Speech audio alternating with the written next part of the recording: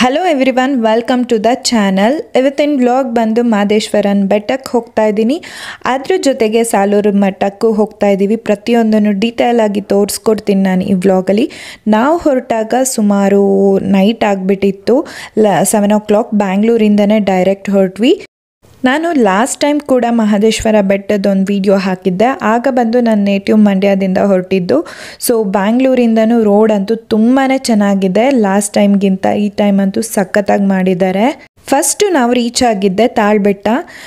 ಯಾರೆಲ್ಲ ಮಹದೇಶ್ವರ ಬೆಟ್ಟಕ್ಕೆ ಹೋಗ್ತಿದ್ದೀರಾ ಪ್ರತಿಯೊಬ್ಬರಿಗೂ ಇದು ಗೊತ್ತಿರುತ್ತೆ. ಆಲ್ರೆಡಿ ಹೋಗ್ತಿರೋರ್ಗೂ ಒಂದು ಇನ್ಫಾರ್ಮೇಷನ್ ಇದು. ತಾಳ್ಬೆಟ್ಟದಲ್ಲಿ ಪೂಜೆ ಮಾಡಿ ಆಮೇಲೆ ನಾವು ನಡ್ಕೊಂಡು ಪಾದಯಾತ್ರೆ ಮಾಡೋರು ಅಷ್ಟೇ ಅಥವಾ ವೆಹಿಕಲಲ್ಲಿ ಹೋಗೋರು ಅಷ್ಟೇ ಅಲ್ಲಿ ಸ್ಟಾಪ್ ಮಾಡಿ ಪೂಜೆ ಮಾಡೇ ಹೊರಡೋದು. ಅದೇ ಥರ ನಾವು ಕೂಡ ಅಲ್ಲಿ ಸ್ಟಾಪ್ ಮಾಡಿ ಪೂಜೆ ಮಾಡಿ ಹೊರಟ್ವಿ.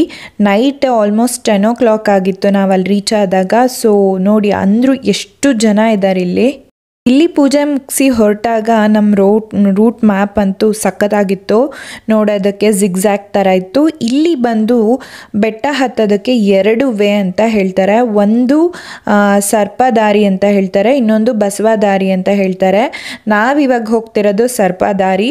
ಲೈಕ್ ಜಿಗ್ಜ್ಯಾಗ್ ಇದೆ ನೋಡಿ, ಹಾವು ಹೆಂಗೆ ಹೋಗುತ್ತೆ ಆ ಟೈಪ್ ಇದೆ. ಇನ್ನೊಂದು ಬಸವದಾರಿ ಬಂದು ಕಾಲ್ನಡಿಗೆಯಲ್ಲಿ ಬರೋರು ಬಸವದಾರಿಯಲ್ಲಿ ಬರ್ತಾರೆ. ಅದು ಸ್ಟ್ರೈಟ್ ಇರುತ್ತೆ.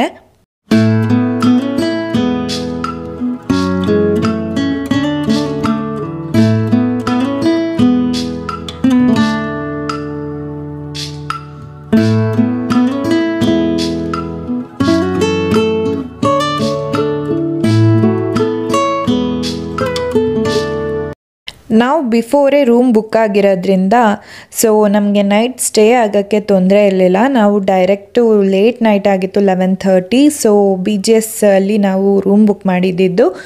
ಯಾರೇ ನೈಟ್ ಬರ್ತೀವಿ ಅಂದರೆ ರೂಮ್ ಬುಕ್ ಆಗಿದ್ರೆ ಮಾತ್ರ ಬನ್ನಿ, ಇಲ್ಲ ಅಂದರೆ ಕಷ್ಟ ಆಗುತ್ತೆ ಸ್ಟೇ ಆಗೋದು. ಈಗ ಬೆಳಗಿನ ಶುಭೋದಯ. ನನಗಂತೂ ಈ ಬೆಟ್ಟಗಳ ಮಧ್ಯೆ ಇರುವಂತಹ ಈ ರೂಮಿಂದ ಒಳ್ಳೆ ವ್ಯೂ ಅಂತೂ ಅನಿಸ್ತಿತ್ತು. ಒಂಥರ ಒಂದು ಕೂಲ್ ಕಾಮ್ ಅನಿಸ್ತಿತ್ತು. ಆಮೇಲೆ ಸಾಕಷ್ಟು ಪಾಟ್ಗಳಿಟ್ಟಿದ್ರು.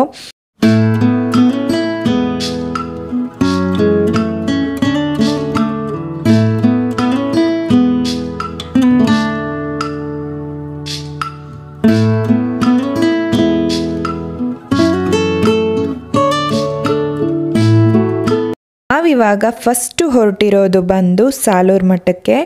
ಈ ಸಾಲೂರು ಮಠ ಬಂದು ಮಹದೇಶ್ವರನ ಬೆಟ್ಟದಲ್ಲೇ ಇರುವಂತಹದ್ದು. ಅಂದರೆ ದೇವಸ್ಥಾನದಿಂದ ಒಂದು 2-3 ಕಿಲೋಮೀಟರ್ಸ್ ಆಗುತ್ತೆ. ಓನ್ ವೆಹಿಕಲ್ ಇರೋರಿಗೆ ತುಂಬಾ ಕನ್ವಿನೆಂಟ್ ಅಂತ ಹೇಳ್ಬೋದು ಹೋಗೋದಕ್ಕೆ. ಇಲ್ಲ ಅಂದರೂ 2-3 ಕಿಲೋಮೀಟರ್ಸ್ ನಡಿಬೋದು, ಏನು ಕಷ್ಟ ಇಲ್ಲ. ಏನಿದು ಸಾಲೂರು ಮಠ ಅಂತ ಅಂದರೆ ಈ ಮಹದೇಶ್ವರ ದೇವರಿದಾರಲ್ಲ ಅವ್ರ ಗುರುಗಳು ಅಲ್ಲಿ ಇದ್ದಿದ್ದು ಪ್ಲೇಸು. ಸೊ ಹೇಗೆ ರಾಘವೇಂದ್ರ ಸ್ವಾಮಿ ಮಠಕ್ಕೆ ಹೋದಾಗ ನಮಗೆ ಅಲ್ಲಿ ಅವ್ರ ಗುರುಗಳ ಮಠನೂ ನಾವು ನೋಡ್ತೀವೋ ಅದೇ ಥರ ಮಹದೇಶ್ವರ ಸ್ವಾಮಿಯವ್ರಗಳ ಗುರುದು ಇದು ಸಾಲೂರು ಮಠ ಅಂತ ಹೇಳಿ. ತುಂಬ ಜನಕ್ಕೆ ಇದ್ರ ಬಗ್ಗೆ ಗೊತ್ತಿಲ್ಲ. ಬಟ್ ತುಂಬ ಜನ ನಾವೆಲ್ಲ ಲೋಕಲೆಟ್ಸ್ ಅಂತಲೇ ಹೇಳ್ಬೋದು. ಮಂಡ್ಯ, ಮೈಸೂರು ಇಂಥವರಿಗೆಲ್ಲ ಮೋಸ್ಟ್ ಆಫ್ ಆಲ್ ಗೊತ್ತಿರುತ್ತೆ ಇದು ಸಾಲೂರು ಮಠ. ಗೊತ್ತಿಲ್ಲದೆ ಇರೋರಿಗಂತೂ ಇದು ಇನ್ಫಾರ್ಮೇಟಿವ್ ವಿಡಿಯೋ ಆಗಿರುತ್ತೆ. ಈ ಮಠದಲ್ಲಿ ತುಂಬಾ ಒಳ್ಳೆ ಸ್ಪೇಷಿಯಸ್ ಆಗಿರುವಂಥ ಪಾರ್ಕಿಂಗ್ ಇದೆ. ಆಮೇಲೆ ತುಂಬ ದೊಡ್ಡದಾಗೇ ಇದೆ ಮಠ ಅಂತ ಹೇಳ್ಬೋದು, ಪುಟ್ಟದಾಗೇನಿಲ್ಲ. ನಾವು ಬೆಳಗ್ಗೆನೇ ಹೊರಟಿರೋದ್ರಿಂದ ತುಂಬಾ ಕೂಲಾಗಿತ್ತು. ಬೆಳಗ್ಗೆ ಅಷ್ಟೊತ್ತಿಗೆ ಹೋದ್ರೂ ಎಷ್ಟೊಂದು ಜನ ಇದ್ದರು. ನಾವು ಅಂದ್ಕೊಂಡಿದ್ವಿ ಕಮ್ಮಿ ಜನ ಇರ್ತಾರೆ ಅಂತ, ಬಟ್ ತುಂಬ ಜನ ಬಂದಿದ್ದರು. ಅಲ್ಲೂ ಕೂಡ ಈಶ್ವರ ದೇವರೇ ಇರೋದು.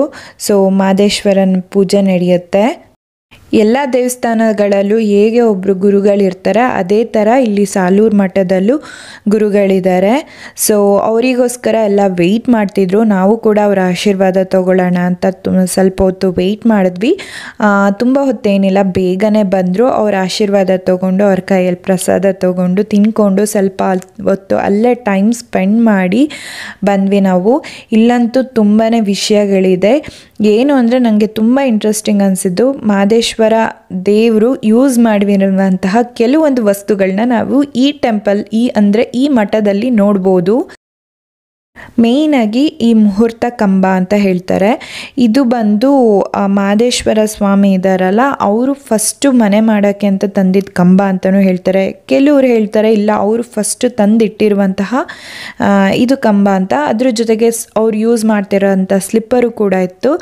ಮತ್ತು ಇಲ್ಲಿ ಒಂದು ಇಂಟ್ರೆಸ್ಟಿಂಗ್ ಏನಂದರೆ, ಅಲ್ಲೊಂದು ರಾಗಿ ಬೀಸೋ ಕಲ್ಲಿದೆ, ಅದೂ ಅಷ್ಟೇ ಅವ್ರು ಯೂಸ್ ಮಾಡ್ತಿದ್ರು ಅಂತ ಹೇಳ್ತಾರೆ. ಮತ್ತು ಅದರಲ್ಲಿ ಕೆಲವೊಂದು ಚಮತ್ಕಾರ ನಡೆಯುತ್ತೆ ಅಂತಲೂ ಹೇಳ್ತಾರೆ. ನಾವು ಯಾವುದು ಟ್ರೈ ಮಾಡಿರಲಿಲ್ಲ. ಇದನ್ನೆಲ್ಲ ನೋಡಿಕೊಂಡು ಅಲ್ಲೇ ಕೂಡ ಹೇಗೆ ಅನ್ನದಾಸೋಹ ಇರುತ್ತೋ ಅದೇ ಥರ ಇಲ್ಲೂ ಇತ್ತು. ಸೊ ಒಳ್ಳೆ ಬ್ರೇಕ್ಫಾಸ್ಟ್ ಅಂತಲೇ ಹೇಳ್ಬೋದು. ಬಿಸಿ ಬಿಸಿ ಪೊಂಗಲ್ ಸಿಕ್ತು, ನಮಗೆ ಖುಷಿ ಆಯಿತು. ಮತ್ತು ಈ ಮಠ ಏನು ಈ ತೊಟ್ಟಿ ಮನೆ ಅಂತ ಹೇಳ್ತಾರೋ ನಮ್ಮ ಹಳ್ಳಿ ಕಡೆ, ಅದೇ ಶೈಲಿಯಲ್ಲಿ ಇರುವಂತಹ ಮಠ. ತುಂಬಾ ದೊಡ್ಡದಾಗಿದೆ, ಸ್ಪೇಷಿಯಸ್ ಆಗಿ ಒಂಥರ ಫ್ರೀಯಾಗಿ ಓಡಾಡ್ಕೊಂಡು ಮನೇಲಿ ಓಡಾಡೋ ಥರ ಫೀಲ್ ಬರ್ತಿತ್ತಲ್ಲಿ. ನೀವು ಯಾರು ಇದನ್ನು ನೋಡಿಲ್ಲ ಅಂದರೆ ಒಂದ್ಸಲ ಮಾದೇಶ್ವರ ಬೆಟ್ಟಕ್ಕೆ ಹೋದಾಗ ವಿಸಿಟ್ ಮಾಡಿ, ತುಂಬಾ ಚೆನ್ನಾಗಿದೆ. ನಾವು ಅಲ್ಲಿ ಅದು ಮಠ ಮುಗಿಸ್ಕೊಂಡು ಪೂಜೆ ಎಲ್ಲ ನಾವಿವಾಗ ನೆಕ್ಸ್ಟ್ ಬಂದಿದ್ದು ಮೇಯ್ನ್ ನಮ್ಮ ಮಾದೇಶ್ವರ, ನಮ್ಮ ಮಾದಪ್ಪನ ದರ್ಶನಕ್ಕೆ ಅಂತ ಬಂದ್ವಿ. ಸಾಕಷ್ಟು ಭಕ್ತಾದಿಗಳು ಬಂದ್ಬಿಟ್ಟಿದ್ರು, ಸಿಕ್ಕಾಪಟ್ಟೆ ರಶ್ ಇತ್ತು. ಸೊ ನಾವು ನಾರ್ಮಲ್ ಕ್ಯೂ ಅಲ್ಲಿ ಹೋಗಬೇಕು ಅಂತಲೇ ಹೋದ್ವಿ, ಯಾವುದೇ ಥರ ಪೇ ಏನು ಮಾಡಿ ಹೋಗಿರಲಿಲ್ಲ. ಸೊ ಒಳಗಡೆಯಿಂದ ಎಲ್ಲ ಗೋಪುರ ಸುತ್ತ ಕಾಣಿಸ್ತಿತ್ತು, ಅದೇ ಒಂಥರ ಬ್ಯೂಟಿಫುಲ್ ವ್ಯೂ ಅನಿಸ್ತಿತ್ತು. ಏನೋ ಅಲ್ಲಿ ದೇವಸ್ಥಾನಕ್ಕೆ ಹೋದ್ಮೇಲೆ ಒಂಥರ ವೈಬ್ರೇಷನ್ ಸ್ಟಾರ್ಟ್ ಆಗುತ್ತೆ.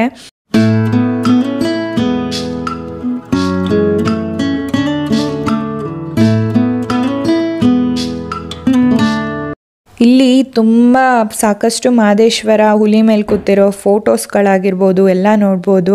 ಯಾಕೆಂದರೆ ಅವರು ಇಡೀ ಕಾಡನ್ನು ಹುಲಿನ ವಾಹನ ಮಾಡಿಕೊಂಡು ಕಾಡು ಫುಲ್ಲು ಓಡಾಡ್ತಿದ್ರಂತೆ. ಸೊ ಹಾಗಾಗಿ ನಾವು ಮಲೆ ಮಹದೇಶ್ವರ ಅಂದರೆ ನಾವು ಸಾಕಷ್ಟು ಫೋಟೋಸಲ್ಲಿ ನೋಡೋದು ಹುಲಿ ಮೇಲೇನೆ ಅವ್ರನ್ನ.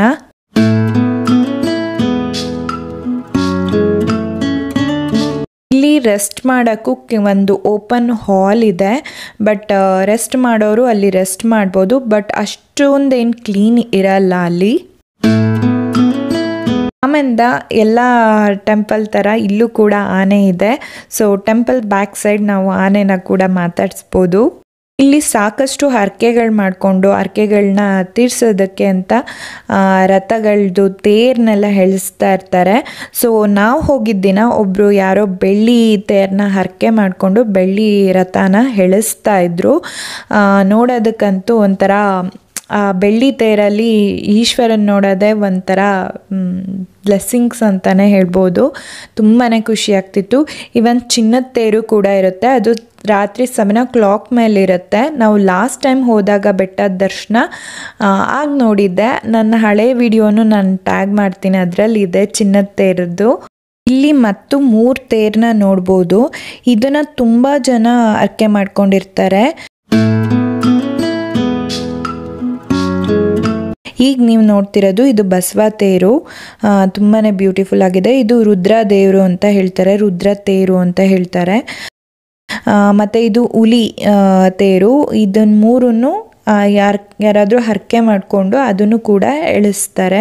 ದೇವಸ್ಥಾನ ಅಂದಮೇಲೆ ಕಲ್ಯಾಣಿ ಹೇಗೆ ಮಿಸ್ ಮಾಡೋಕ್ಕಾಗತ್ತೆ. ಇದು ನೋಡಿ ನಮ್ಮ ಮಾದೇಶ್ವರ ಬೆಟ್ಟದ ಕಲ್ಯಾಣಿ ತುಂಬಾ ಕ್ಲೀನಾಗಿ ತುಂಬ ಸ್ವಚ್ಛತೆಯಿಂದ ಇದೆ. ಯಾಕೆಂದರೆ ಯಾರನ್ನೂ ಒಳಗಡೆ ಅಲೋ ಮಾಡಲ್ಲ. ಹಾಗಾಗಿ ಇವತ್ತಿನ ವ್ಲಾಗ್ ಇಷ್ಟ ಆಗಿತ್ತು. ಸೊ ರೋಡ್ಗಳಂತೂ ಬ್ಯಾಂಗ್ಳೂರ್ ಟು ಮಹದೇಶ್ವರ ಬೆಟ್ಟದ್ದು ತುಂಬ ಚೆನ್ನಾಗಿದೆ. ಈವನ್ ನೀವು ಮೈಸೂರು ಕಡೆಯಿಂದ ಹೋಗ್ತೀರಾ ಅಥವಾ ಎಲ್ಲೋ ಮಂಡ್ಯ ಮಳವಳ್ಳಿ ಯಾವ ಕಡೆಯಿಂದ ಹೋಗ್ತೀವಿ ಅಂದರೂ ಇವಾಗ ಎಲ್ಲ ರೂಟ್ಗಳಿಂದನೂ ರೋಡ್ ಅಂತೂ ಸೂಪರ್ ಆಗಿದೆ. ಸೊ ಆರಾಮಾಗಿ ಟ್ರಾವೆಲ್ ಮಾಡ್ಬೋದು.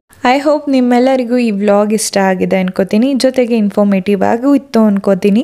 ಇನ್ನೂ ಯಾರೆಲ್ಲ ನನ್ನ ಚಾನಲ್ಗೆ ಸಬ್ಸ್ಕ್ರೈಬ್ ಆಗಿಲ್ಲ ಆದಷ್ಟು ಬೇಗ ಸಬ್ಸ್ಕ್ರೈಬ್ ಮಾಡಿ ಅಂತ ಹೇಳ್ತಾ ಥ್ಯಾಂಕ್ ಯು.